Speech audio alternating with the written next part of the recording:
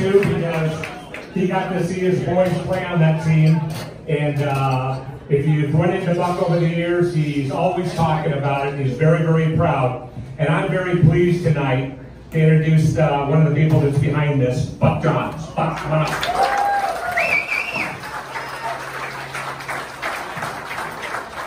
The chairman of my board is around here somewhere. I don't see her. Where the hell is my right?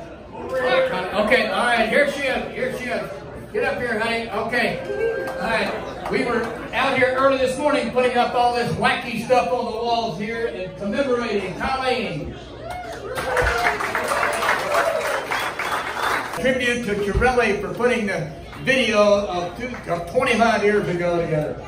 Will O'Neill is a city councilman here in Newport Beach, and he was a shot putter at Leland J. Stanford Junior College. And UCLA beat this dog out of him this past weekend, so I know he's a little tender about that. But that's where we are, and his father was a judge, and we're delighted to have him on the city council. We have some words here from Will O'Neill. A great team echoes throughout time.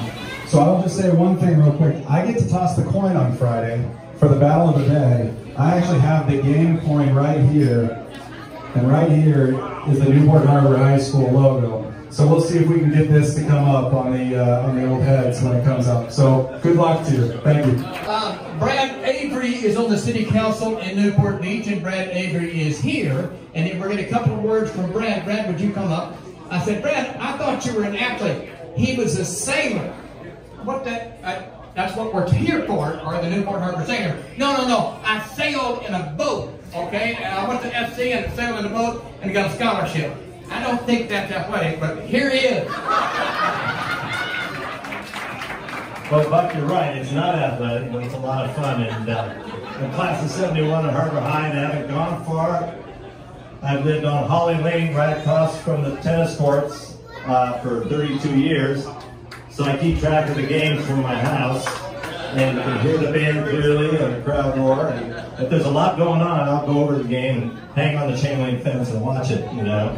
Go Sailors. In the book, you'll notice a forward in there. And the forward in there, Carly and I worked together to write that forward.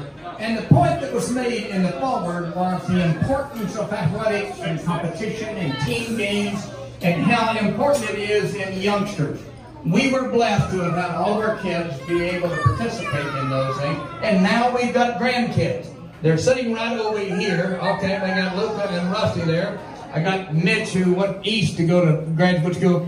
And then it's a special thing to have them being involved. And then I don't know if Owens arrived or not, but we got a kid that's down at J. Sarah playing ice hockey. I don't know much about ice hockey. I came from Arkansas, but it's sports is a very fabulous thing, and that one of the great things, and it's in your forward right there, is that Wellington 200 years ago beat Napoleon, who was the toughest guy on the block, and he said that the battle at Waterloo was won on the playing fields of Eton. And I think that's true of us and how we compete around the planet, and I couldn't be more proud of where we are in that competition. Next guy I want to introduce is one of the biggest guys in the room, and he didn't play at Newport Harbor, but he's a state senator, and I'm damn proud of him. I'm going to bring out John Morlock and his pride is here. And he's doing, I beat on him a lot, but he's doing a hell of a job. We're going to re-elect him. John Morlock. Thank you, Buck. And I just want to say that my two boys were pretty big. They tried to get recruited by the football coach, and they declined, and it really bugged the football coach with their big guys. But my youngest did go, and he went on the sailing team. And he went to work for Brad Avery. So I'm a little offended by some of your remarks. Avery, what's going on? Come on, Brad. Thanks for being here. I want to comment on the fact that we're still alive 25 years later. And it's amazing to look back because it's October of 1994 and a little county where the Cleveland Browns play called Cuyahoga County. They had a county treasurer that invested in reverse purchase agreements, and that investment portfolio blew up, lost $125 million. And I'm telling everybody in Orange County, this is going to happen to us. So while you guys are busy playing football, I was freaking out reading the papers on what can happen with interest rates And sure enough, by December 6th, the County of Orange of 1994 filed for Chapter 9 bankruptcy. Tough year for Orange County. Great year for Newport Harbor. Yeah. And so it's good to see Tom Johnson here because he was with the pilot and he covered the race, and I had fun teasing him. So I just think it's fun to get together and reflect because we are such a great county, such great history, and I just want to congratulate you for an opportunity to just have a reunion. This is outstanding. So thank you very much. Thank you, Buck. That is dead on. 25 years ago, the county was bankrupt. The Rams went to St. Louis. We're in a world of hurt, but fortunately, the Orange County Register, of all things, created a television show. And the television show was sports. And it lit it up for all of us. And we're going to get to, Larry Toner's going to talk about that, and Brinkley's going to talk about that. And we reshaped the importance of high school football in Orange County. We've got, the next guy we'll bring up is another important politician to us. Stephen Choi is our state assemblyman. Stephen Choi is going to be making some comments here, and he's got some certificates. And so, Brinkley, I want you to walk over here, and we got Rich. Somebody wake up Rich. And then we got some certificates to be presented. And then we have certificates signed by Steve for every member of the football team, for which we're most appreciative, and he's a dear friend. Stephen Choi, Dr. Stephen Choi. Good evening, Stephen Choi, John. Thank you for inviting me. 1994, I just moved into Irvine, and I didn't get to see your championship, but I'm here to celebrate with you your 25th anniversary. And what a great championship for the first time for Newport Harbor Sailors. So even though I could not join you at that time to celebrate with you, today I want to honor you with the state certificate of recognition for all the coaches and all the players. If you come up here, I will have the honor of presenting to you. And then also, thank you so much, Richard Dunn, for writing the book to make it into all the history into a small book that will help all the people to have a good memory and history recorded in the Newport Beach Harbor Sailors. Thank you.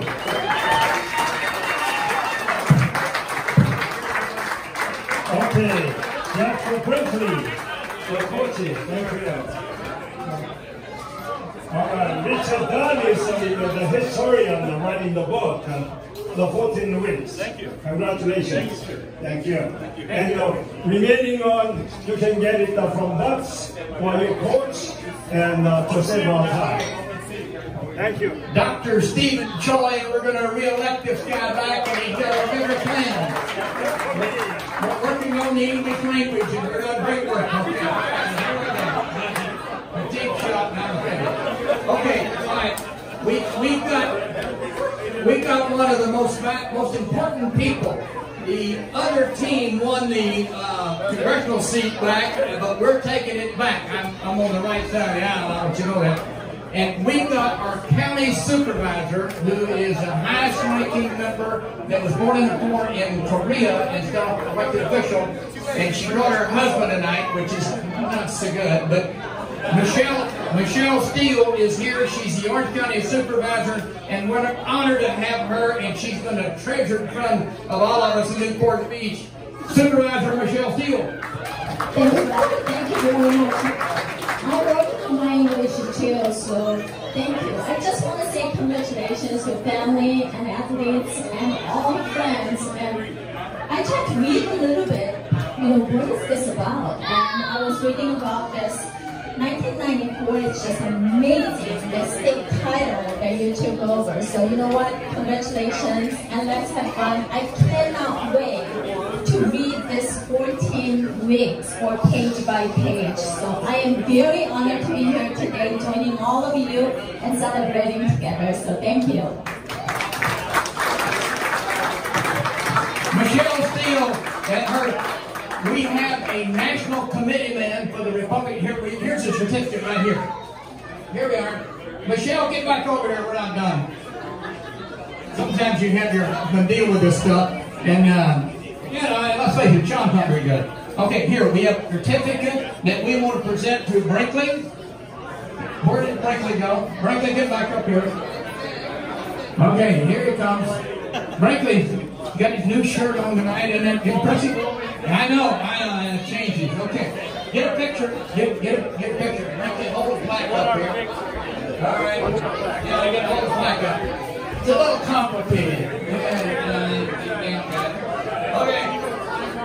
Okay, they got my sister-in-law put together a video with probably the most successful high school football coach in Orange County, and maybe the planet. I don't know. Bruce Robinson did a tribute to Brinkley, and you're going to enjoy that. He had another big win on last Friday night, but he blew it up in class to St. John Bosco this next weekend for the national championship. 25 years ago, there were 2 undefeated teams. He was one of them, and we were one of them, and he paid a tribute that I think you're going to enjoy. We teed up there.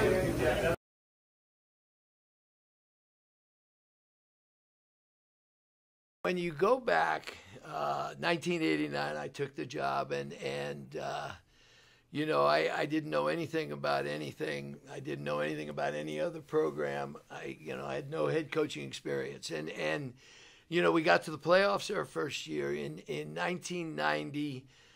We did well. We ended up, you know, getting to the semifinals, and then 91 we win the first championship, and things are starting to roll, and I'm kind of getting the hang of this head coaching gig. And then 94 was a magical year, and I'm asked all the time now.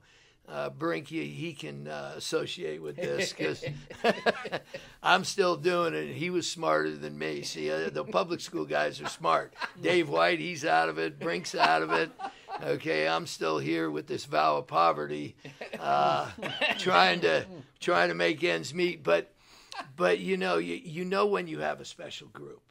In 93, we got hit in the mouth in the finals by Eisenhower.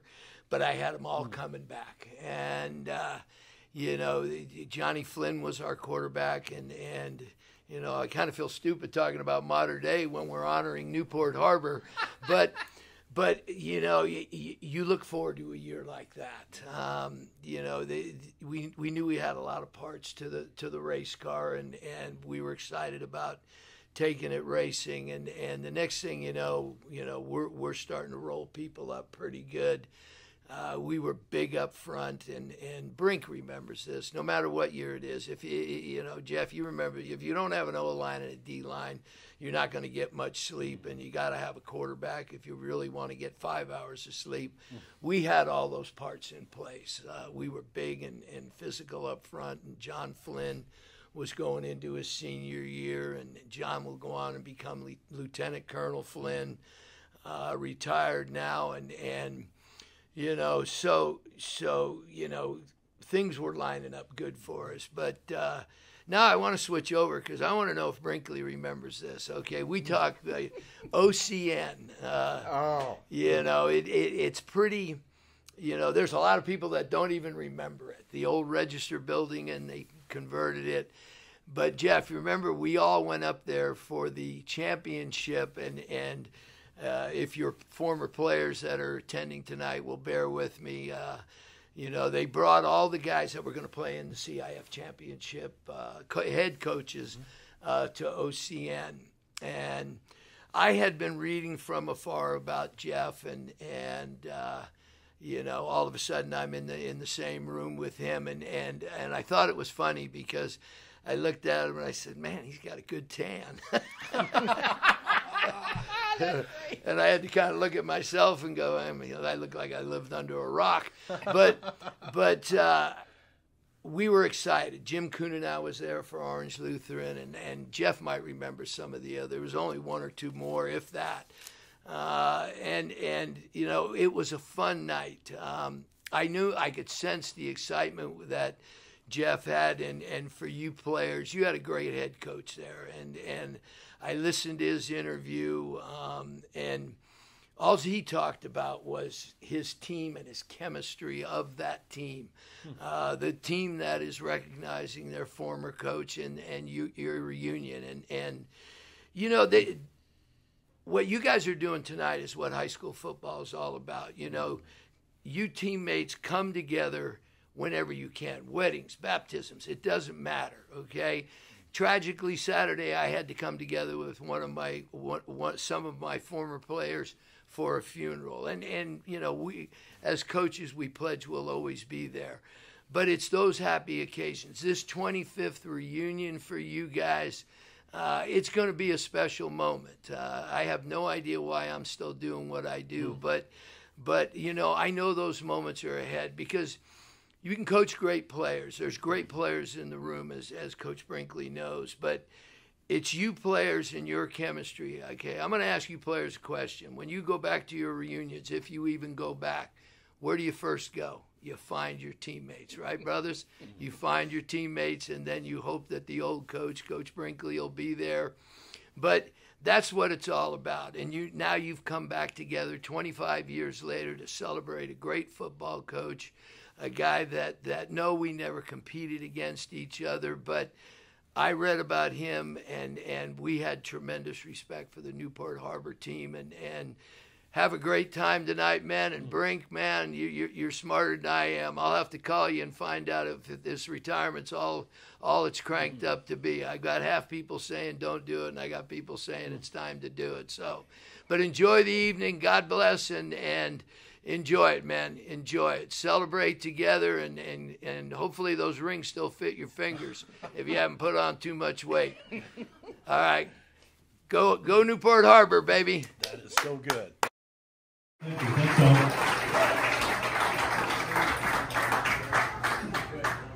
Thank you. Wow, what a night, huh? This is surreal. I just want to thank Buck and following Buck and following Tom. It was a big shoes to fill. A professional MC here, and of course Buck is a pro, and he's got a few friends in his hip pocket, as we all know. It is humbling to be here. I am honored. I want to thank a couple of people for being here. We have sports writer extraordinaire Barry Faulkner in the house.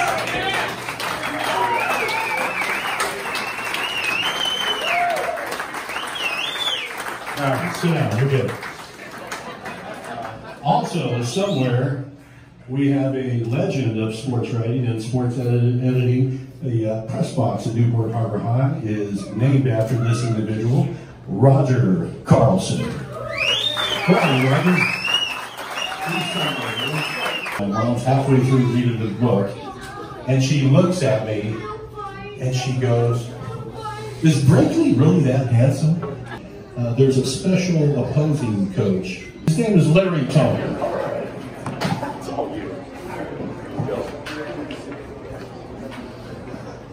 I have notes here only because I don't know the audience and I don't want to foul up something.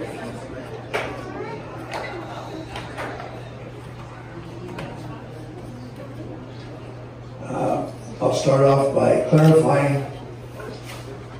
I know 8 languages, but I don't speak 8 languages. I only speak 6. As far as the hut drill, I did not design it. That was all Coach Dana. The only thing I did was make sure they did it the way he instructed it. And some coaches didn't want to do that after he left, and we put it back in place the way it was supposed to be. Now, I'm going to make a few comments. I didn't realize that I was going to follow another coach, but I have some comments I want to say before I get into the team. I'm going to read some of it. I don't like to read it, but I'm not used to reading it. I can just talk. But I'm going to read this. Sports are a great endeavor. It allows players to learn the mechanics of the game, strengths and weaknesses of the players, style of play, and to begin to develop character. You pick up sides, you play in streets, backyards, playgrounds, whatever will suffice as a field. You pick up sides as equally as possible. So there would be challenge, excitement, anticipation, and accomplishment, and sometimes a victory. These are important points. Every little kid understands that. Equality is significant to the dare. Some coaches never learn that. They want all the key players before the game, ensuring there will be a victory. Every little kid knows that this guarantee erases any sense of the game. Because you boys, I'm talking now to the players here, because you boys at Newport Harbor were graced with principled coaches. Coaches that obviously understood the dignity of work and the honor of honesty. These coaches, I know were several, but I only know two. Brinkley and Chiarelli. These coaches took what they were given, pushed, pulled, and prodded till they had championship capabilities. No guarantees, but certainly capabilities. At Servite, we felt, while you were a formidable opponent, that we were your equal. We had brave men as well.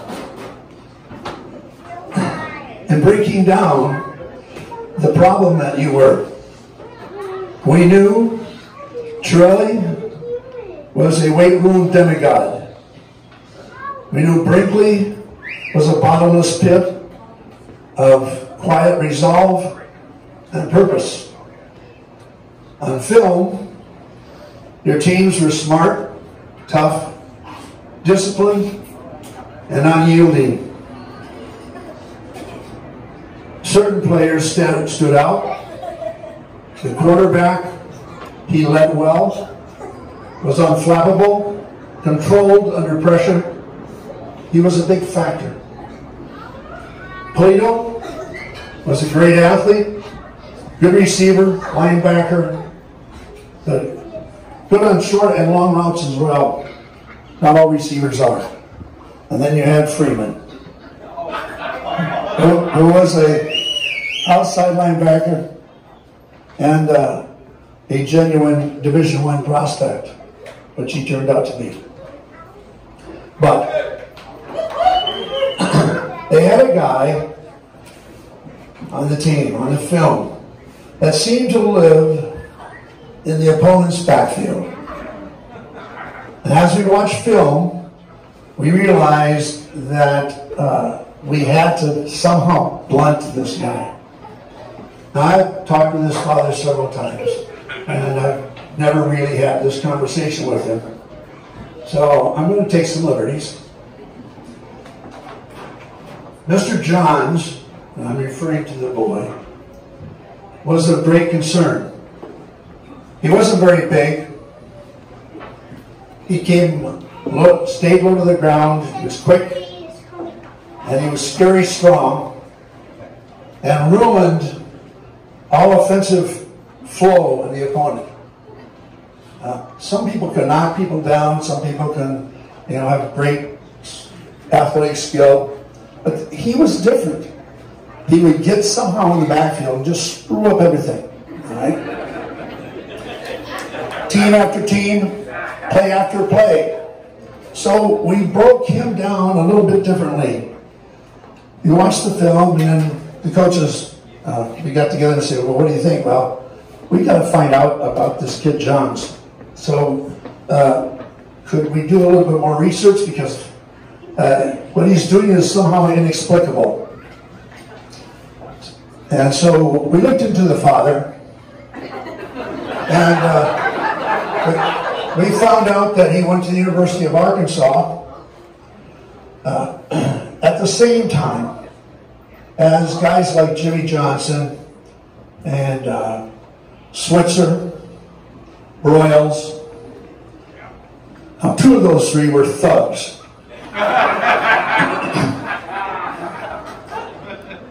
And we thought, well, maybe the answer's there, because we really don't know who his dad was, right? But when they came back to me, it says, Coach, we don't think it's him. What do you mean? Well, we got a hold of some stuff from Arkansas, and basically he wasn't one of those people. He was in the band.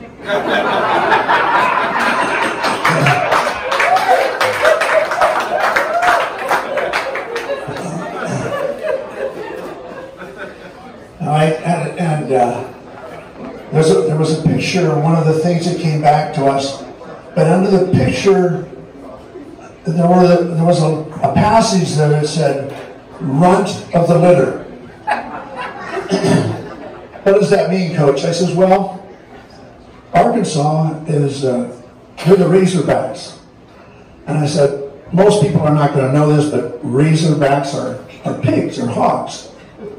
And, you know, when it's time to eat, and the sow's ready to feed them,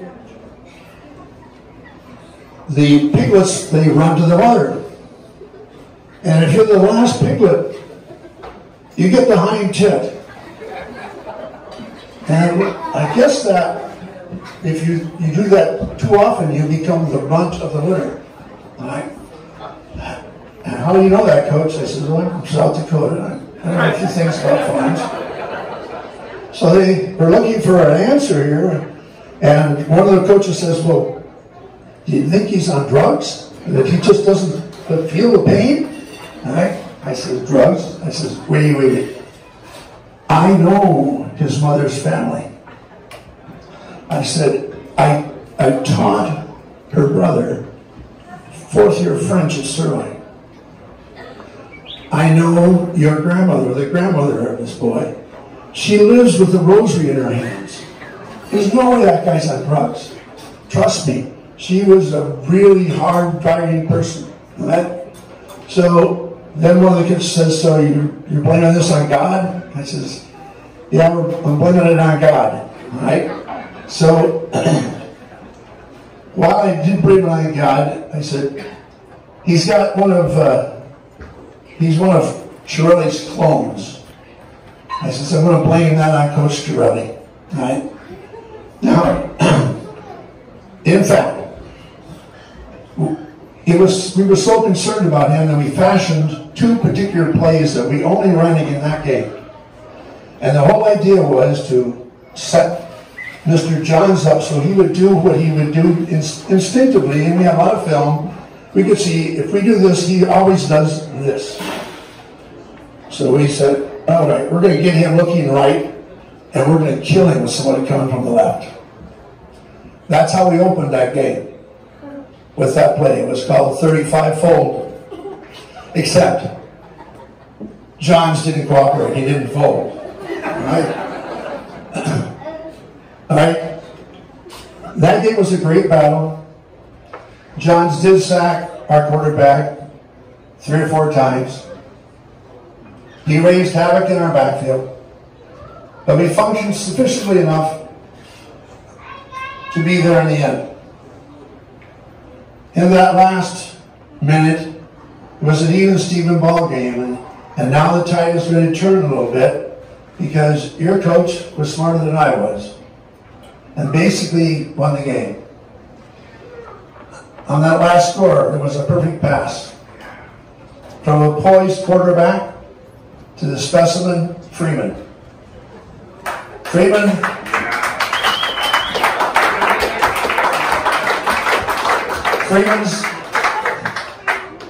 was blanketed by our freshman corner, and while he was a freshman, he was very talented. He's the only freshman I ever started on the varsity. Vince Reed, who defended what I thought was a very good play well. The pass came right over the top. It looked like Vince had made the catch impossible, but Freeman played it perfectly, caught it, and scored. It was a great game. I was pleased with our men. They had fought well. But we were beaten by the better team. And you had the honor of the championship, which you justly deserved. And for that, I congratulate you. Thank you.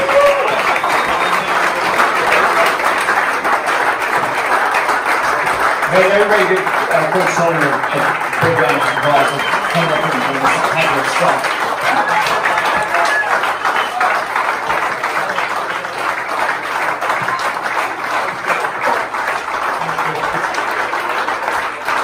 So every kid that was a part, on average, that was a part of Newport Harbor High, got to experience a football team that went to a CIF championship game. Thanks to this guy, Jeff Brinkley.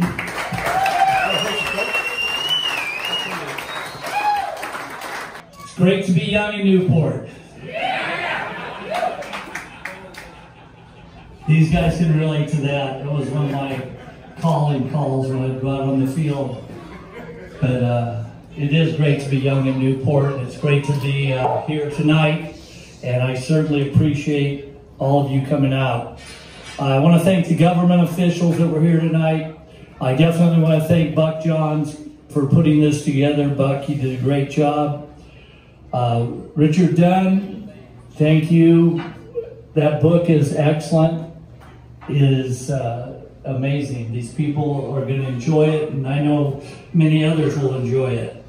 I would like to thank some of the coaches that spoke. Coach Rawlinson gave a nice tribute. My good friend, Coach Toner, I already talked to him, and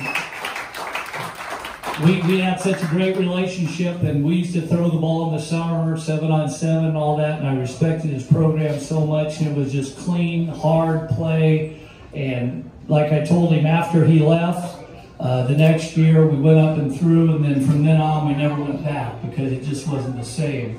And it was ironic that we had played each other in the finals one year and the semis another year, and these guys were awesome, and he did a remarkable job with his players. I can't have more respect for anybody. I would like to mention some of the people that have been associated with Newport Harbor football. Coach Lofthouse, number one, thank you for coming out tonight. I appreciate you and all your Booster Club supporting what we did way back when, and I thank you for that. Ryan O'Donnell, he's not here, but our equipment man, I know these guys love the heck out of him. Coach Twite was our athletic director at that time. He just stepped out. I've got to mention Judy Ayers, the athletic secretary, Dr. Alex Tischler. Alex was with us for 20 plus years. Alex said, when you retire, I'm retiring. So he stepped out.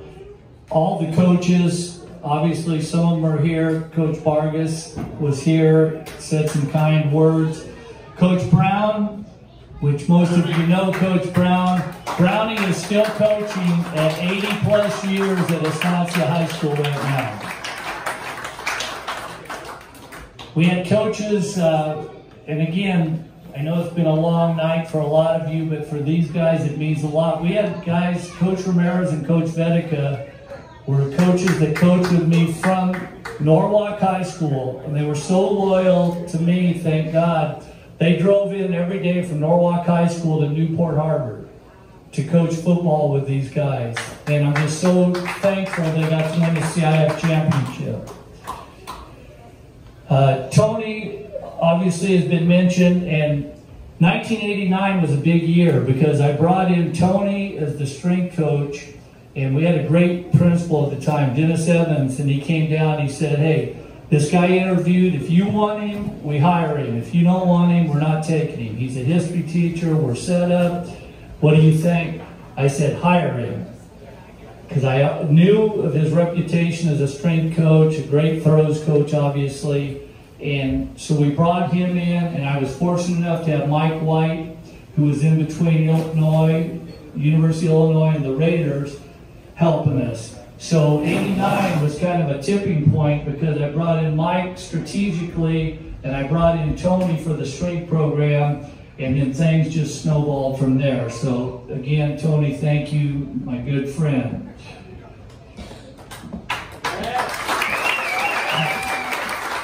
I'd also like to say that I follow a great tradition, because I don't want to think that, you know, or make it sound like I did anything on my own, because there were great coaches and great players before me.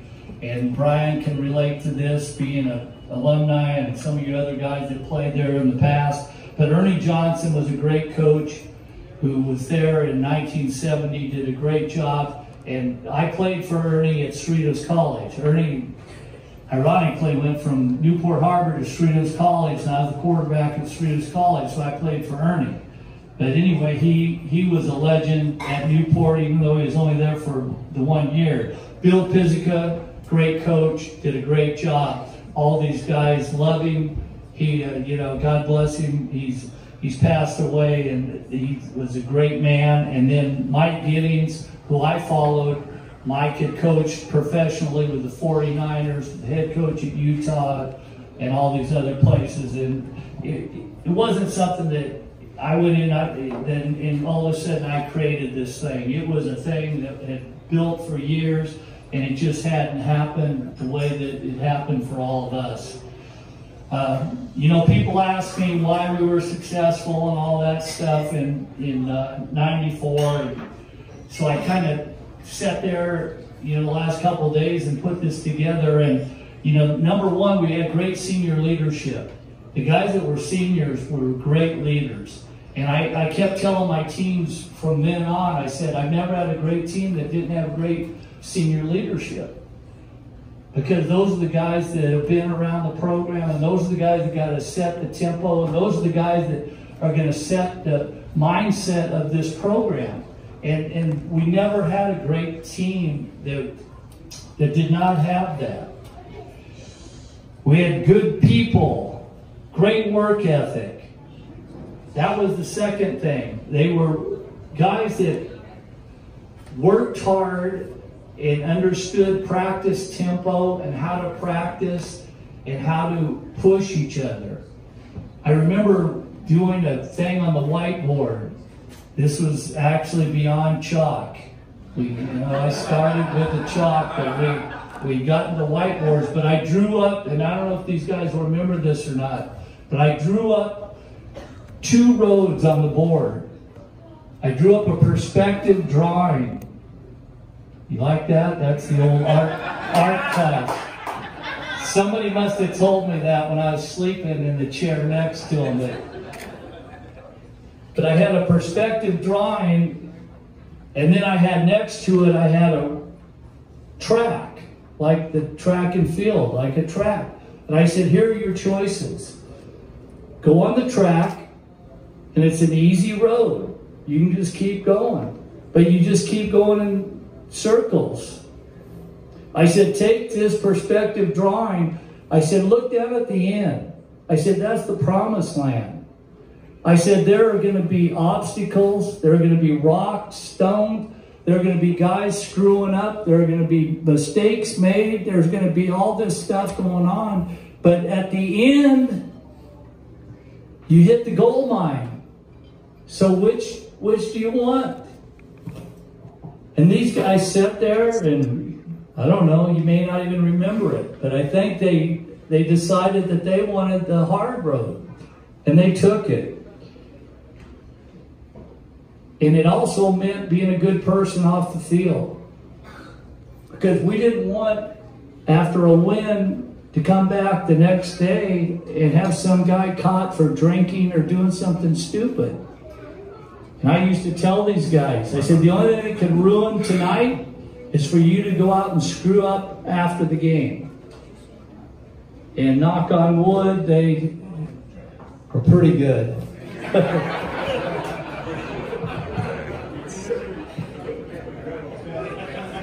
We also believed in a team first. We believed in a team first concept. I watched the movie the other night with my wife, Miracle, about the 1980 hockey team. And the greatest line in that whole movie was when Herb Brooks says, "I'm not looking for the best players, I'm looking for the right players." And what we found with this group was we had the right players. Because they didn't care whether they were the starter, whether they were the second guy, the third guy. We had the orange hats. These guys, remember the orange hats? They were the scout team because they wore these orange beanies. They took pride in that. They did not care because they knew that was their contribution to our football team. They knew for us to have a chance, they had to do a good job. And when the game was over, I didn't just recognize the guy that was the stud running back or a quarterback or whatever. I tried to recognize everybody. And God bless the Daily Pilot, which all of you guys, Barry Faulkner, Rich Dunn, Roger Carlson, these guys are the greatest guys. You couldn't have had a better group of people supporting your program because they knew how to take the message I had and then deliver it to not only our players but to the community. And they did an article on the scout team, which was unbelievable, which made those guys feel as important as they should be. I'm sorry I have notes. I'm not as smart as Coach, so I don't... He has 6 languages. I had 1. I was struggling with the Norwalk language, you know. Schematics was a big part of it. You've got to give your players a chance to have success. Put them in a position to do what they do best. I think that's what we did for the most part, and that's what was our goal as coaches. Put them in a position to do what they do best.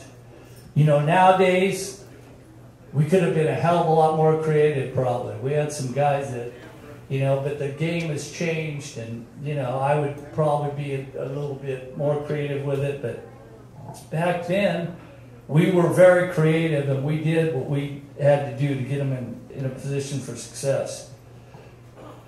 Winners find a way to win. We always felt we were okay. Because I did. I always felt we were okay.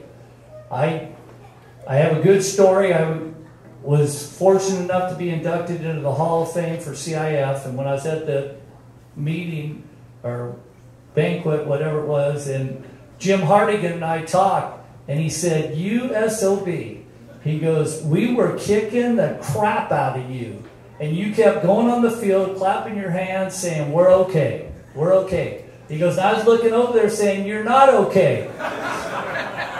You're losing 14-0. And I kept telling these guys, "We're okay." And sure enough, boom, boom, boom, things happen. Into the game, Gio throws a strike to John Benzinger for a touchdown, and we beat him. So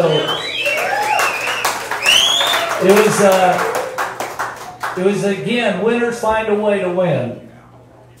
And the last thing is love and respect. The love and respect these guys had for each other is amazing. And we had guys from every economic, every racial, it doesn't matter. This was the United States of America right there on this field. Because these guys, they just loved each other. They didn't care. Billy lived up on the Ponderosa. Freaking. I used to always tease him. You know, you couldn't shoot a .22 across that land. And then we had guys like myself, and modern housing, and we had rentals, and we had every ethnic back. It didn't matter, which is the way it should be. These guys just loved each other and would play their ass off for each other, and they did whatever it takes. That's why, as Coach said when he was talking, it is so apropos what he put on that film. We few, we happy few, we band of brothers. And that is the way it's been ever since. And that is the way they played.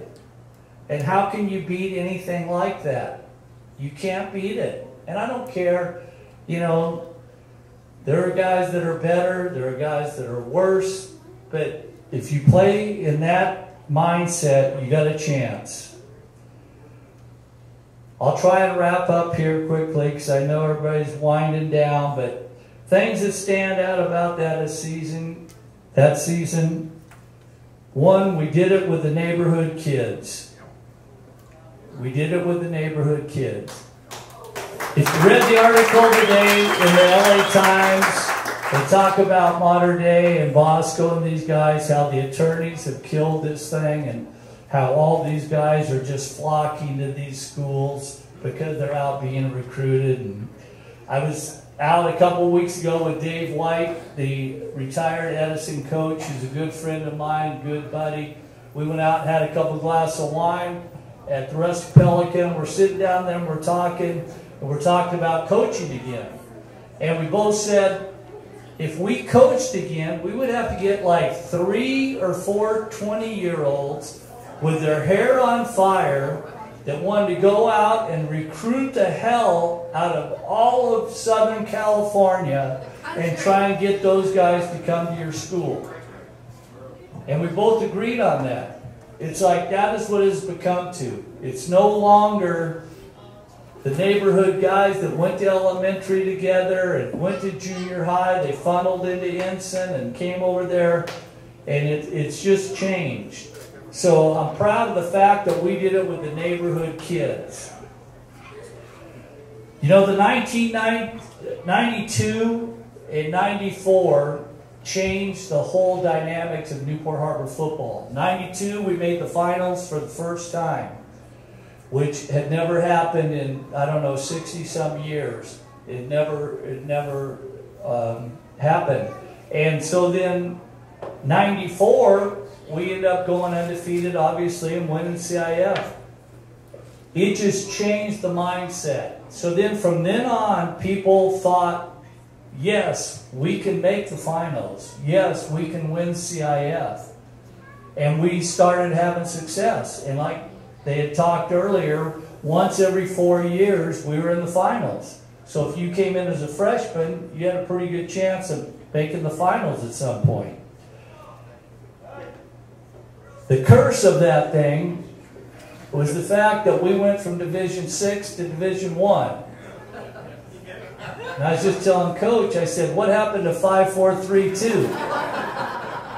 So now all of a sudden you go into Division 1, we go up, we're really good a few of those years. Believe me, we could have won CIF.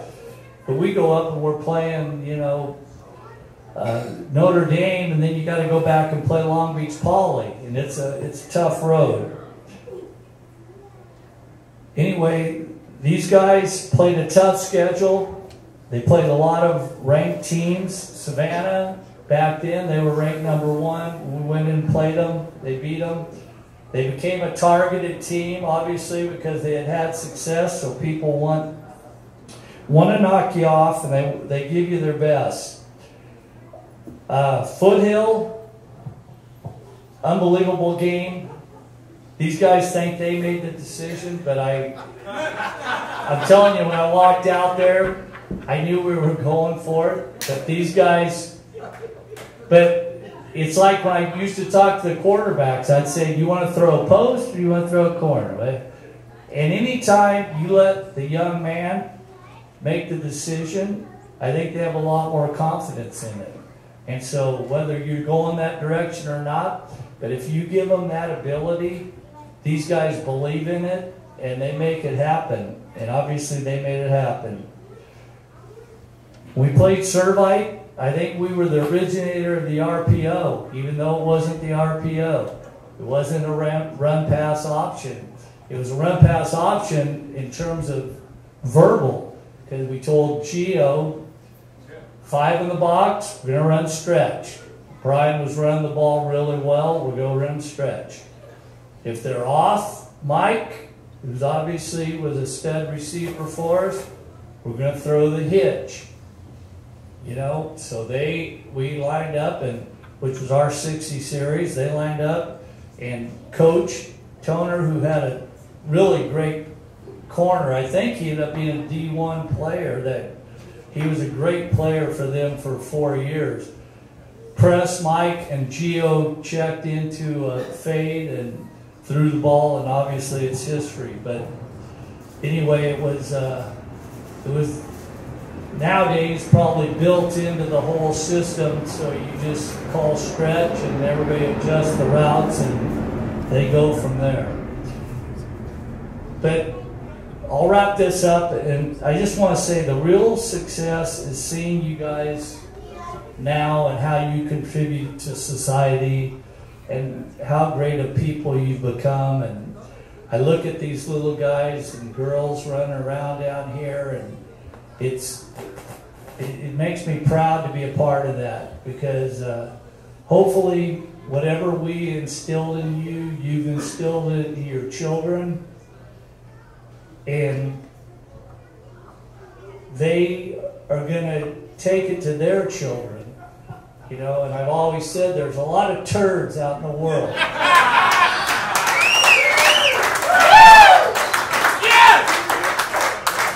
You know, it's a pyramid. And we got to start knocking away at that base. So if we can, like, produce some guys like you guys, and then you make some great kids and teach them those values, and then they have great kids with values, and we start chipping away at that thing, then we maybe eliminate some of that stuff. But anyway, Rich wrote a great book. I hope they make a movie about it.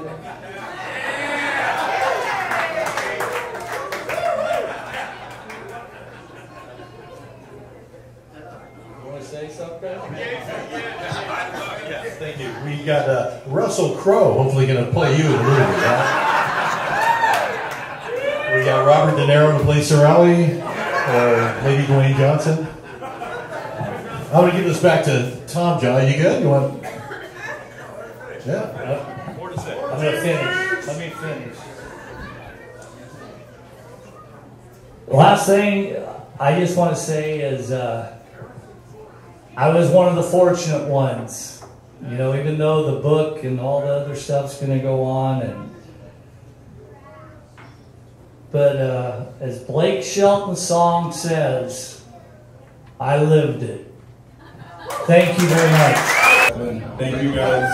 Thank you coaches, and thank you players. Down number 5, Brian Johnson. Brian Johnson. Pam Berger here. I want to thank everybody for coming out. I especially want to thank Coach Brinkley, Coach Torelli, the fans out here, the players. Special moment for us. I mean, it really is. It's 25 years later down the road, and we all are up here doing this shit. So, Danny Polito.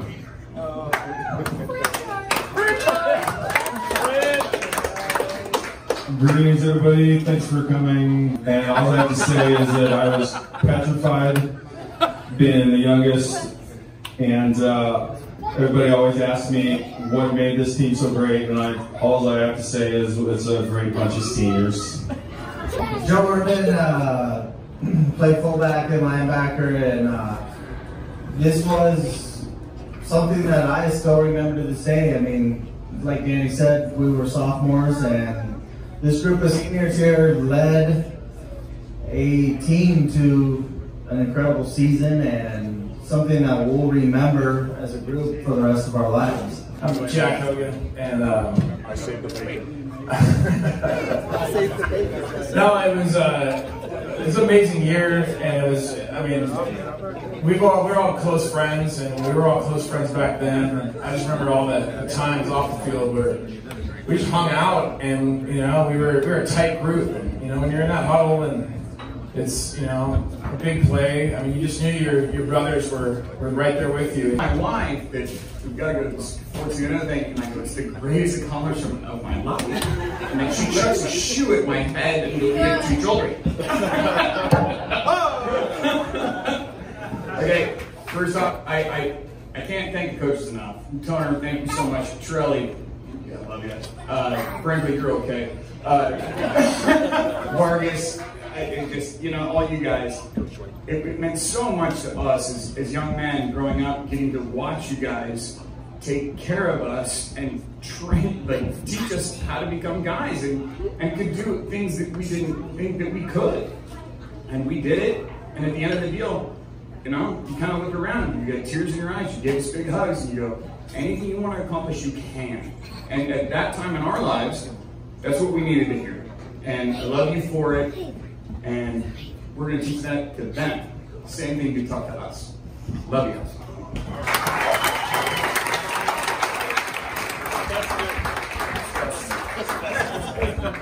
I'll live with that now, Coach. Thank you. My friend and plays tight end and linebacker, and I don't have a lot to say. I want to quickly thank the guys that aren't here. They couldn't make it. We have an amazing group of people, and of course, you've seen a small portion, but I think we're pretty well represented. I think we got one series in us, Coach. I don't know if you We got this one, as Coach Brinkley used to say, we're not as good as we once were, but we're as good once as we ever were. So, if you need us, we're here on Friday. Good luck against CBM. Thanks for being out here tonight. We appreciate it.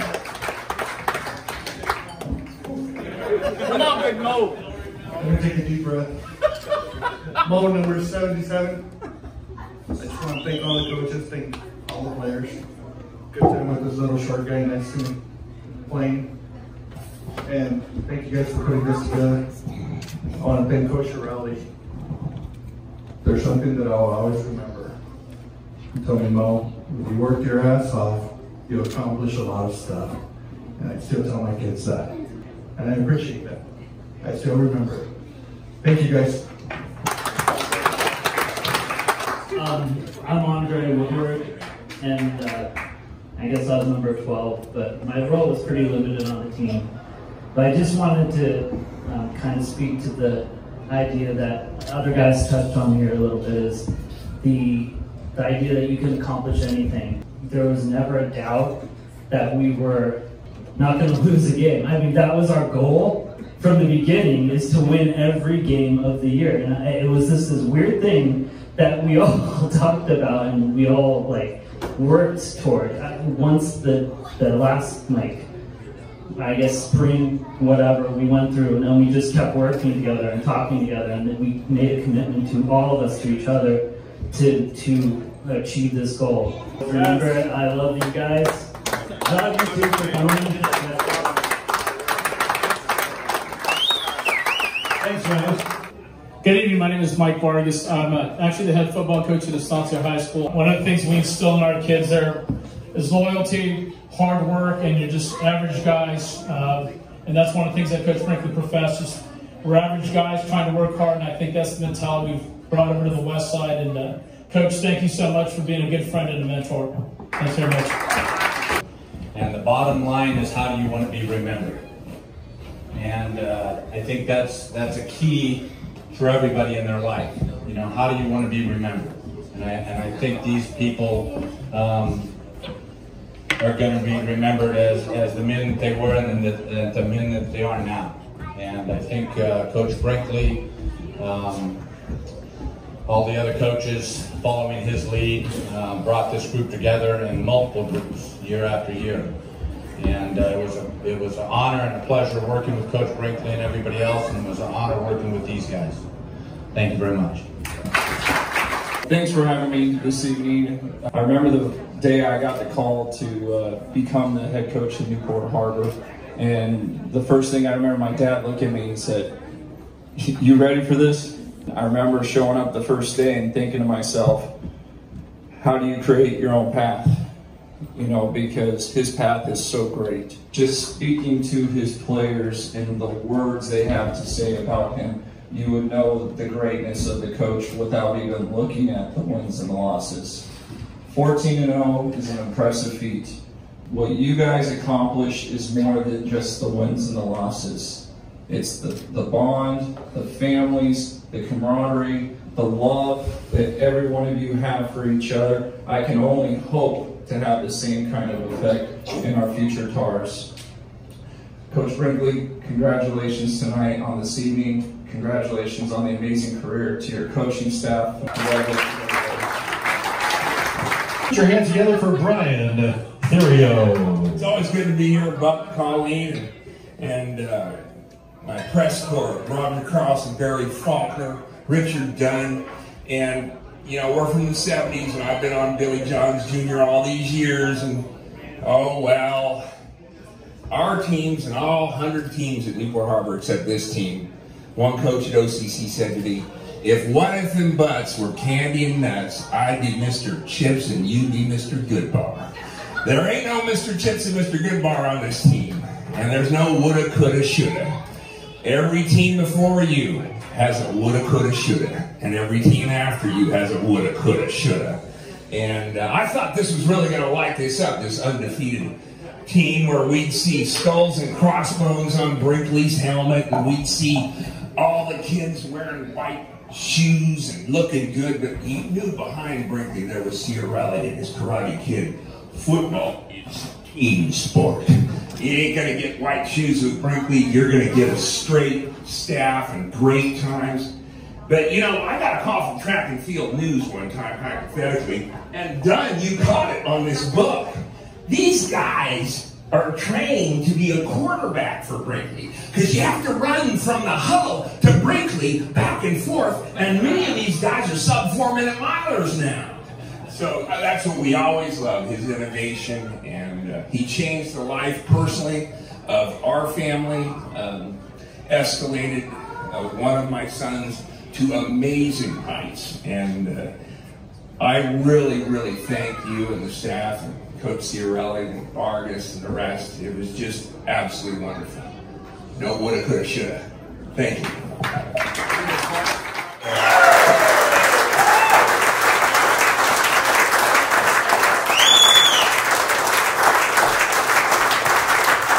All right. Hey, thanks for coming out tonight. If you haven't picked up a book, swing by and pick up a book. We'll give it to you. Just pick it up. Richie will sign it for you. He'll even lie and say something nice about you, whatever you want.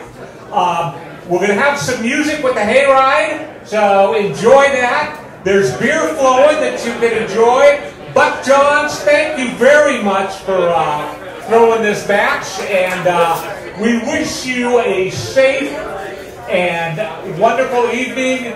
How about it? Go Tars this weekend. Let's bring one home.